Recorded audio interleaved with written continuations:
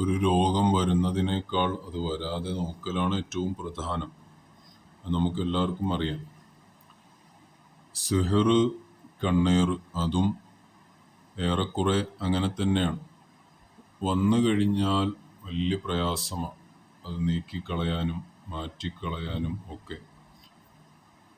കുറേ ബുദ്ധിമുട്ടേണ്ടി വരും. അപ്പോൾ വരാതെ നോക്കുക എന്നത് വളരെ പ്രധാനമാണ്. പ്രത്യേകമായും ഈ സിഹർ, കണ്ണേർ എന്നതിന് ഒരു ആന്തരികമായ ഒരു വശം കൂടിയുണ്ട്. നല്ല മനസാന്നിധ്യവും നല്ല മനക്കരുത്തും ശാരീരികമായും ഒരു പ്രത്യേകമായ ശാരീരിക സ്വഭാവമുള്ള ആളുകളെയും സിഹർ ബാധിച്ചാൽ തന്നെയും ഒരു ഭാഗികമായിട്ടായിരിക്കും അവർക്ക് പ്രയാസങ്ങൾ ഉണ്ടാക്കുക. വലിയ തോതിൽ അവരെ ബുദ്ധിമുട്ടുണ്ടാക്കാൻ സാധ്യത കുറവാണ്. അതിനെ നമുക്ക് വേണമെങ്കിൽ ഒരു ശാരീരികവും മാനസികവുമായ പ്രകൃതം എന്ന് വേണമെങ്കിൽ പറയാം.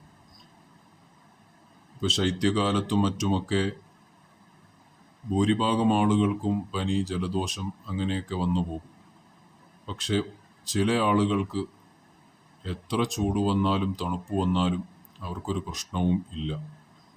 ഇത് അവരുടെ ശാരീരികമായ ഒരു നേട്ടമാണ്.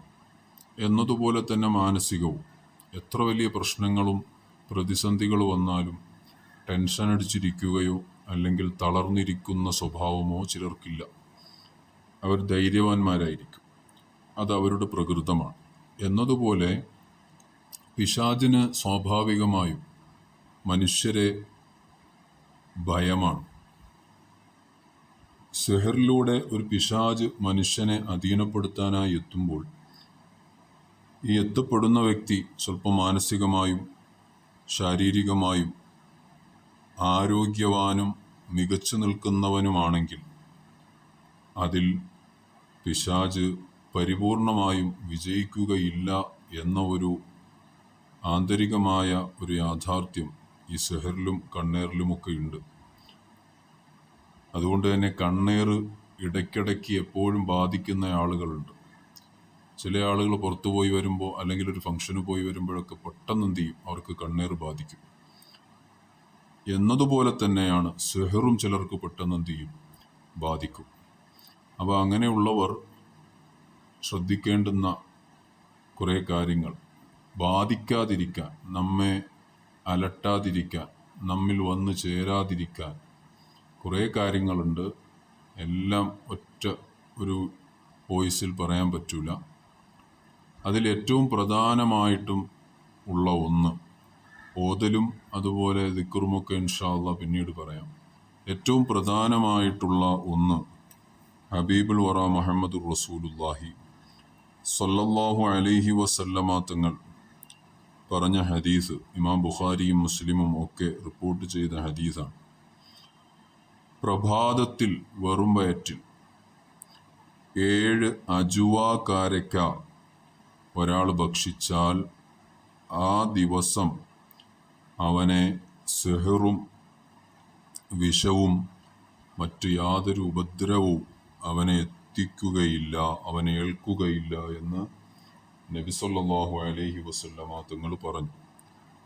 കാരക്ക എന്ന് പറഞ്ഞാൽ ഈത്തപ്പഴം. ഈത്തപ്പഴം ഏത് ഈത്തപ്പഴവുമല്ല, അജുവ ഈത്തപ്പഴമാണ്. അജുവ ഈത്തപ്പഴം എന്നാൽ ഒരു പ്രത്യേകതരം ഈത്തപ്പഴമാണ്. നബി സല്ലല്ലാഹു അലൈഹി വസല്ലമ തങ്ങൾക്ക് ഏറ്റവും ഇഷ്ടമുള്ളത് അജുവ ഈത്തപ്പഴമായിരുന്നു. അപ്പോൾ അജുവ ഈത്തപ്പഴം നമുക്ക് വാങ്ങാൻ കിട്ടും. അത് വാങ്ങി, അത് കുറച്ച് പൈസയും ഉള്ളതാണ്, കുറച്ച് എമൗണ്ട് കൂടുതലാണ്. അതിന് കഴിയുന്നവർ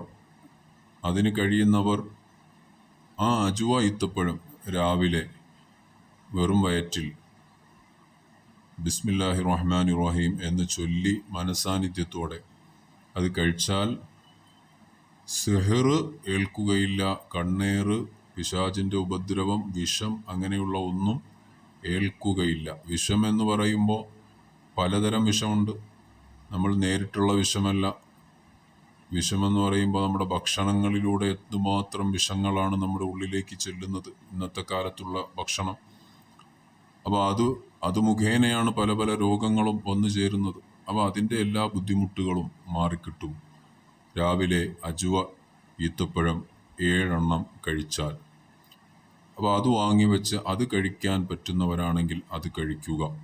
അങ്ങനെ കഴിക്കുമ്പോൾ ഏറ്റവും പ്രധാനമായും ആദ്യം മുൻഗണനയിൽ നിൽക്കുന്നത് സിഹറിനെ പ്രതിരോധിക്കാൻ, മറ്റ് രോഗങ്ങളെയും മറ്റസുഖങ്ങളെയും പ്രതിരോധിക്കാൻ അത് തന്നെയാണ്. ഇമാം ബുഖാരി, മുസ്ലിം റിപ്പോർട്ട് ചെയ്ത ഹദീസാണ്. അപ്പോൾ ആദ്യം അത് ശ്രദ്ധിക്കുക. പിന്നെ ഓതലും കാര്യങ്ങളുമൊക്കെ ഉണ്ട്, അത് ഇൻഷാ അല്ലാഹ് പറയാം.